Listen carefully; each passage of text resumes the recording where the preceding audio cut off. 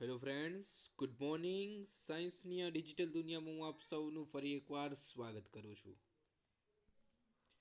ચલો આજે ફરી એકવાર ધોરણ 7 વિજ્ઞાન વિષયમાં ચેપ્ટર નંબર 10 જેનું નામ છે સજીવોમાં શ્વસન તેનો અભ્યાસ આપણે કન્ટિન્યુ કરીશું. ઓકે, લાસ્ટ લેક્ચરમાં આપણે શ્વસનની ચર્ચા કરેલી હતી. આજના આ વિડીયોમાં આપણે શ્વાસ કેવી રીતે લઈએ છીએ તેના વિશે સમજીશું. આપણે શ્વાસ કેવી રીતે લઈએ છીએ? સામાન્ય રીતે આપણે નાસિકા છિદ્ર દ્વારા શ્વાસ લઈએ છીએ. આપણે શ્વાસ લઈએ છીએ ત્યારે હવા આપણા નાસિકા છિદ્રમાં થઈને નાસિકા કોટરમાં દાખલ થાય છે. નાસિકા કોટરમાંથી હવા શ્વાસ નળી દ્વારા ફેફસામાં પહોંચે છે. અહીંયા તમારી સામે આકૃતિ 10.3 રજૂ કરેલ છે. જે આકૃતિમાં તમે જોઈ શકો છો નાસિકા કોટર, મુખગૃહા, કંઠનળી, શ્વાસનળી, ફેફસા, પાસળીઓ અને ઉરોદર પટલ. આપણે નાસિકા છિદ્ર દ્વારા એટલે કે નાક દ્વારા હવાને અંદર લઈએ છીએ. તે હવા નાસિકા કોટરમાં થઈને કંઠનળી અને ત્યાંથી પસાર થઈને શ્વાસનળીમાં દાખલ થાય છે અને ત્યાંથી ફેફસામાં પહોંચે છે, જે તમે આકૃતિમાં ધ્યાનપૂર્વક જોઈ શકો છો. ફેફસા ઉદર ગૃહમાં આવેલા હોય છે. આ ગૃહમાં બંને બાજુએથી પાસળીઓ દ્વારા ઘેરાયેલી હોય છે. એક મોટા પડદા જેવી રચના જેને ઉરોદર પટલ કહીએ છીએ તે ઉરસગૃહના તળિયે આવેલી હોય છે. શ્વાસોશ્વાસમાં ઉરોદર પટલ અને છાતીના પિંજરાનું હલનચલન સંકળાયેલું છે. એટલે કે શ્વાસોશ્વાસની ક્રિયામાં ઉરોદર પટલ અને છાતીના પિંજરાનો ભાગ રહેલો છે.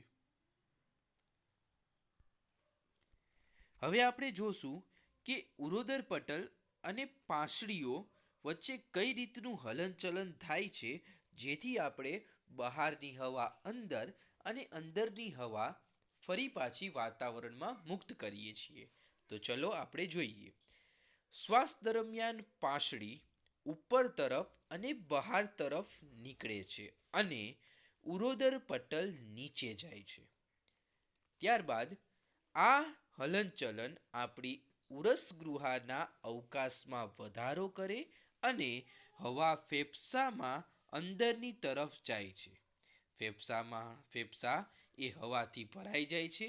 તે દરમિયાન તેમાંનો ઓક્સિજનનું શોષણ થાય છે અને કાર્બન ડાયોક્સાઇડ મુક્ત થાય છે. ત્યાર પછી ઉચ્છ્વાસ દરમિયાન પાસળીઓ નીચેની તરફ અને અંદરની તરફ જાય છે, જ્યારે ઉરોદર પટલ પોતાના મૂળ સ્થાન સુધી ઉપરની તરફ ખસે છે.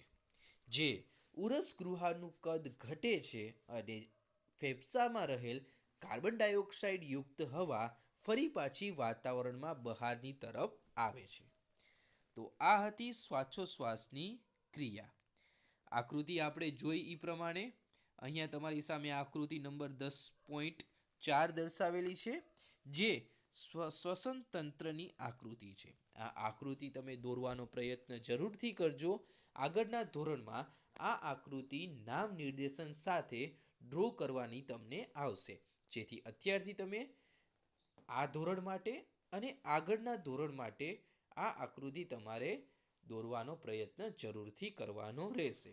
જેમાં નામ નિર્દેશનમાં અહીંયા દર્શાવેલ નાસિકા કોટર, મુખગૃહા, કંઠનળી, શ્વાસનળી, ફેફસા, પાસળીઓ અને ઉરોદર પટલનું નામ નિર્દેશન કરવાનું રહેશે.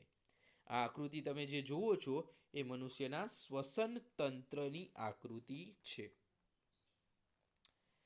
ત્યારબાદ વધુ જાણકારી સ્વરૂપે આપણને માહિતી આપેલી છે કે આપણી આસપાસ રહેલી હવા ઘણા બિનજરૂરી ઘટક રહેલા છે, જેમાં ધુમાડો, કચરો, પરાગરજ વગેરે જેવા બિનજરૂરી ઘટક હોય છે જે આપણા શ્વાસ લઈએ છીએ ત્યારે આ કચરો આપણા નાસિકા કોટરમાં વાળ જેવી રચના હોય છે ત્યાં ભરાઈ જાય છે. પરંતુ ક્યારેક કેટલોક કચરો વાળમાંથી નાસિકા કોટરમાં પસાર થઈ જાય છે પછી તે અત્યંત એટલે કે અંદરની તરફ ગૃહામાં પ્રવેશે છે.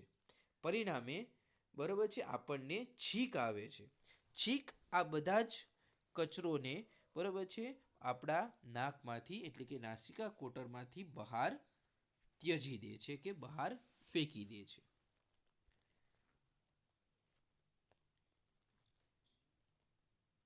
ત્યાર પછી આપણે તમારી ટેક્સ્ટ બુકમાં બે પ્રવૃત્તિ આપેલી છે, પ્રવૃત્તિ નંબર 10.4 અને પ્રવૃત્તિ નંબર 10.5. મનુષ્યમાં શ્વાસોશ્વાસની પ્રક્રિયામાં પાંસળીઓ અને ઉરોદર પટલનું જે રીતનું હલનચલન છે એ પણ દર્શાવતી આકૃતિ દર્શાવેલી છે, જેમાં શ્વાસ દરમિયાન પાંસળીઓ બહારની તરફ આવે છે, ઉરોદર પટલ નીચેની તરફ ખસે છે તે પોઝિશન દર્શાવેલી છે, અને ઉચ્છ્વાસ દરમિયાન પાંસળીઓ પાછી પોતાના મૂળ સ્થાને આવે છે અને ઉરોદર પટલ પણ પાછું પોતાના મૂળ સ્થાને એટલે કે ઉપરની તરફ આવે છે તે દર્શાવેલું છે. આ આકૃતિની ઉપર પ્રવૃત્તિ નંબર 10.4 અને 10.5 આપેલું છે, જેમાં તમારે છાતીના ભાગનો કઈ રીતે લંબાઈમાં ફેરફાર થાય છે શ્વાસોશ્વાસની ક્રિયા દરમિયાન આવી એક સિમ્પલ પ્રવૃત્તિ આપેલી છે જે તમારે જાતે કરવાની રહેશે. ઓકે વિદ્યાર્થી મિત્રો, તો આ પ્રવૃત્તિ તમારે લોકોએ જાતે કરવાની રહેશે. ત્યાર પછીનો એક ટોપિક આપેલો છે કે આપણે ઉચ્છ્વાસ દરમિયાન શું બહાર કાઢીએ છીએ. તો આપણે જાણીએ છીએ કે ઉચ્છ્વાસમાં આપણે કાર્બન ડાયોક્સાઇડ યુક્ત વાયુને બહાર કાઢીએ છીએ. તેમ છતાં પણ આપણને એક પ્રવૃત્તિ દ્વારા સમજાવેલું છે કે આ પ્રવૃત્તિમાં બરાબર છે કે એક પાતળી ચોખ્ખી કસનળી તથા ગ્લાસ પ્લાસ્ટિકની બોટલ લેવાની છે. ઢાંકણા પર છિદ્ર કરી અને બોટલ બંધ કરી દો. તાજું બનાવેલું ચૂનાનું દ્રાવણ કસનળીમાં લો. એ પ્લાસ્ટિકની નળી દ્વારા